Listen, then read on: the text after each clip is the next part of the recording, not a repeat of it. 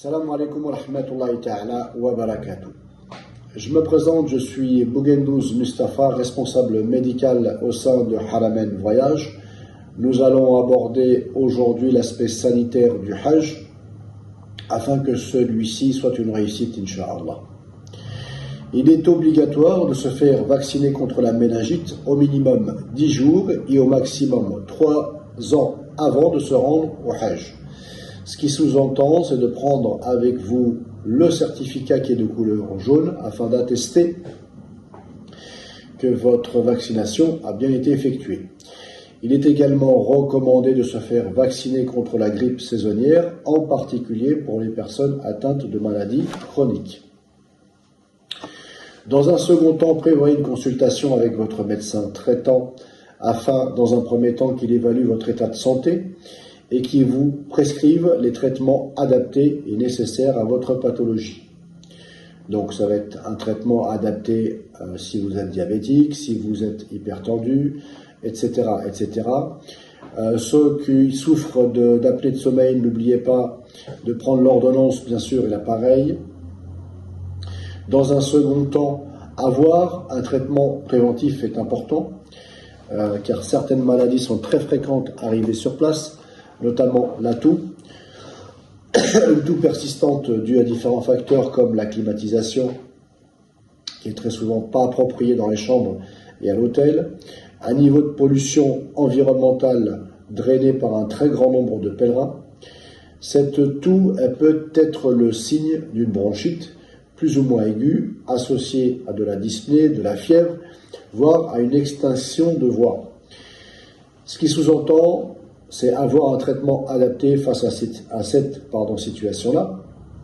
Donc n'oubliez pas d'avoir des antibiotiques, un traitement paracétamol, des sirops antitussifs. Voilà, essayez de prévoir un petit peu ces différents traitements-là pour la toux. Mais on rencontre aussi assez souvent des céphalées persistantes, de la fièvre, des douleurs, différents types de douleurs dentaires, douleurs au niveau migraineuse, etc. etc.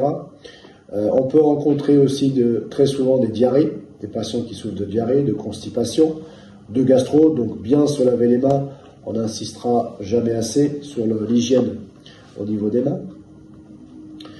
Au niveau de la peau, au niveau cutané, ce qu'on rencontre très souvent, malheureusement parce que les personnes n'ont pas pris le soin de prendre des bonnes chaussures ou sandales, essayez d'acheter des sandales de qualité, confortables, adaptées à votre pied, et essayez de marcher avant de partir au Hajj avec, pour s'adapter tout simplement,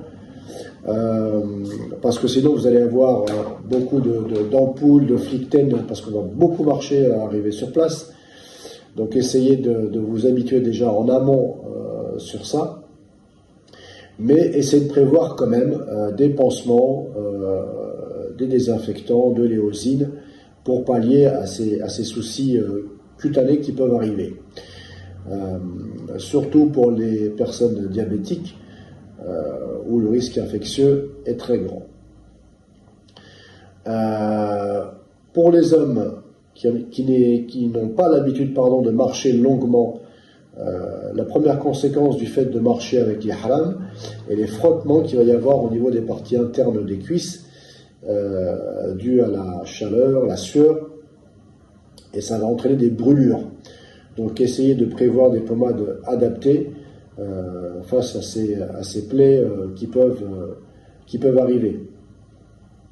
Donc au niveau cutané, c'est de prévoir des pommades pour les brûlures, des pansements, des désinfectants, mais aussi des attelles souples au niveau articulaire pour les genoux et les chevilles, car à force de marcher, il se peut que les articulations commencent à se démasser.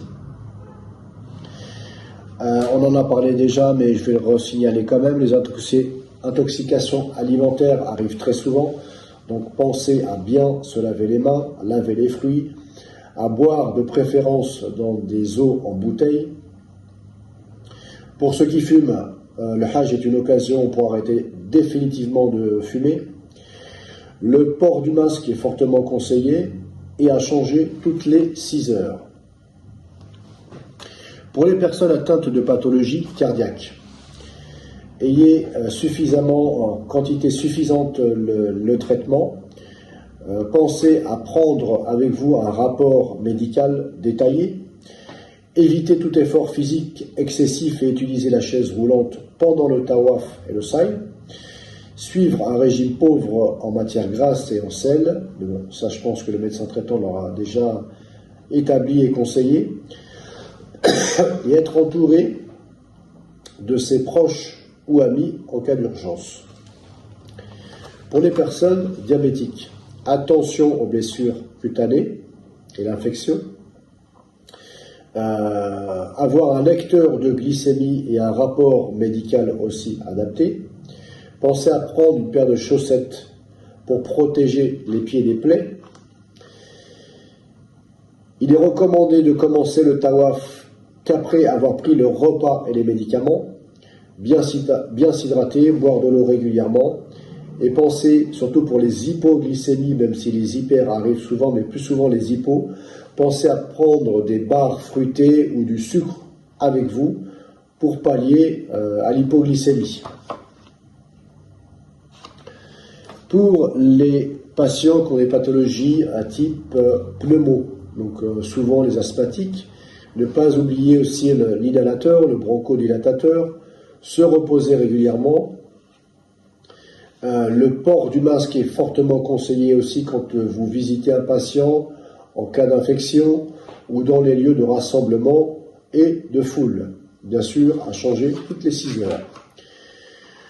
Voilà sur les différentes directives sanitaires qu'il va falloir intégrer très rapidement pour que votre Hajj soit une réussite, Inch'Allah. Salam alaikum wa rahmatullahi ta'ala wa barakatuh.